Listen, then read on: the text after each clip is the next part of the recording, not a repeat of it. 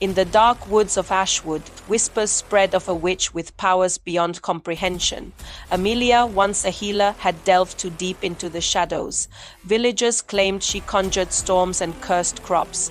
One fateful night, townsfolk, fueled by fear, surrounded Amelia's cottage. Flames licked the walls as they shouted, "Burn the witch!" Amelia, bound to a stake, laughed maniacally. "You'll regret this," she hissed.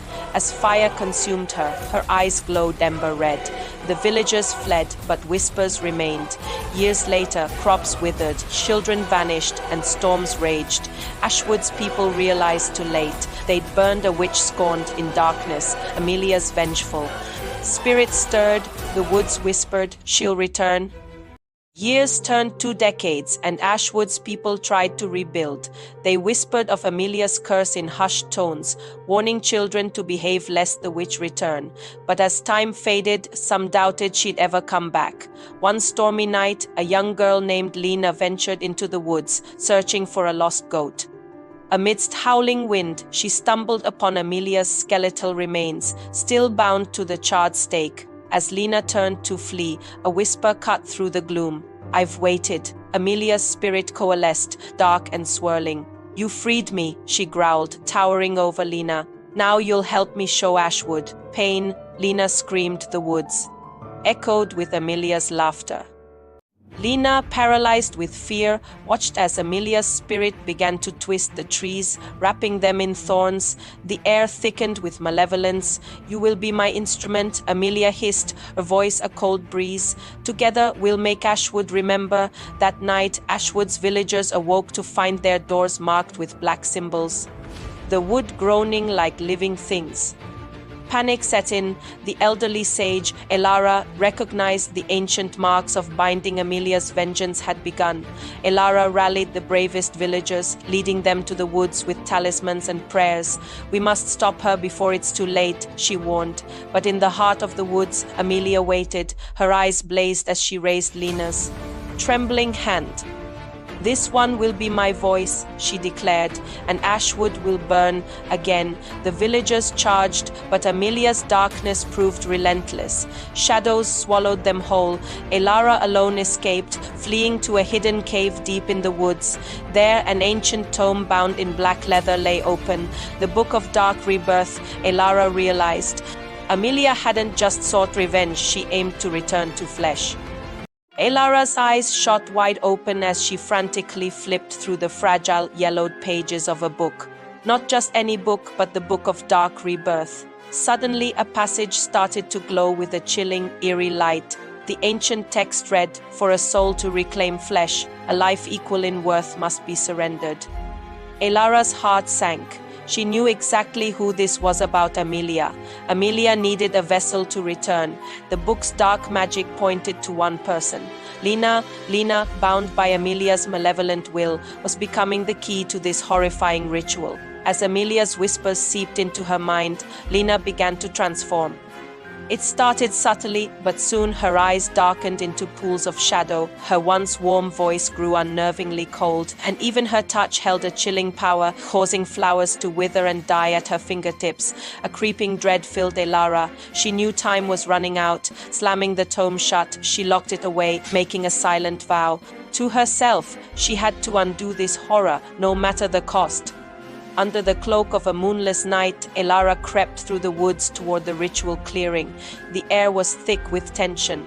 A cruel, echoing laughter confirmed her fears. It was Amelia. She was already there, preparing a circle of menacing black candles for the final ceremony. In the center of the circle stood Lena, completely motionless, her eyes as black as coal, a puppet ready for her master. "Stop this!"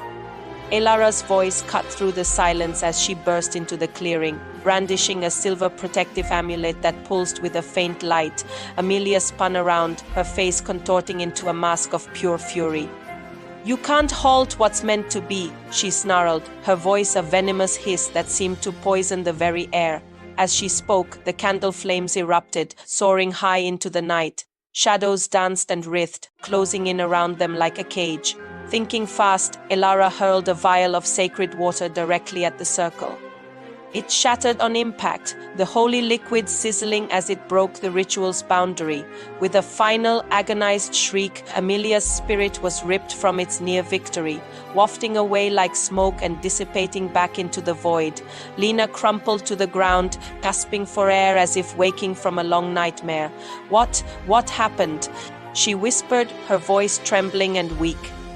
Without a word, Elara rushed to her side, helping her up. They had to flee. As they escaped into the darkness, the woods itself seemed to roar with rage, the trees groaning and the wind howling. Elara knew this wasn't over. Amelia was gone for now, but she was far, far from defeated. Elara and Lena stumbled through the dark woods, the trees seeming to twist to snatch at them. Amelia's fury pulsed like a living thing. "We need to get out of Ashwood," Elara urged, her voice low. "Amelia's power's tied to these woods. If we can reach the edge, we might break her hold." Lena shivered, her eyes still clouded. "What about the others?" Elara's face tightened. "They're gone. We can't help them now." At the forest's edge, Elara lit a fire, mixing herbs to ward off the darkness. "Rest. We'll leave at dawn." But as they huddled by the flames, a chill crept in. Amelia's voice whispered in their minds, "You can't escape." Lena's eyes snapped open, her voice no longer her own. "The ritual, it worked," she croaked. "I'm back." Elara lunged for the fire, grabbing a burning branch. "Lena, fight!" she shouted as the flames drowned Amelia's laughter. Lena's body convulsed. For a heartbeat, her eyes cleared. "Elara, run." Amelia's spirit surged, merging with Lena's form. The woods fell silent. Elara fled, the darkness swallowing her steps. Behind, a figure emerged from the trees. Lena, her eyes now burning with Amelia's fire. The abandoned village of Ashwood was eerily silent, its rickety houses like sentinels in the gloom. Elara knew the villagers had fled to Brindlemark, desperate to escape Amelia's wrath. Heart pounding, she reached the old mill on the outskirts, a temporary shelter. Inside, a frantic message was scrawled on the wall. They took the old bridge. A cold dread washed over her. That bridge was the only way to Brindlemark. If Amelia controlled it, a faint, unnatural glow flickered outside. Elar appeared through a dusty window. Lena, or rather, the thing wearing Lena's face, stood at the bridge entrance, her eyes blazing with dark power. "You can't cross," a voice echoed, layered. With Amelia's malevolence, Elara knew the townsfolk were trapped. If Amelia got to them, no one would survive. Desperate, she pulled a hidden pouch of silver dust from her cloak, her last resort. She scattered it on the floor, hastily drawing a protective sigil. "Protect me," she whispered. The dust shimmered, forming a weak barrier. Outside, Amelia laughed, a chilling sound. "Silver won't hold." She raised Lena's hand, and the ancient wooden planks of the bridge burst into flame. Elara's eyes widened in horror. The villagers were doomed unless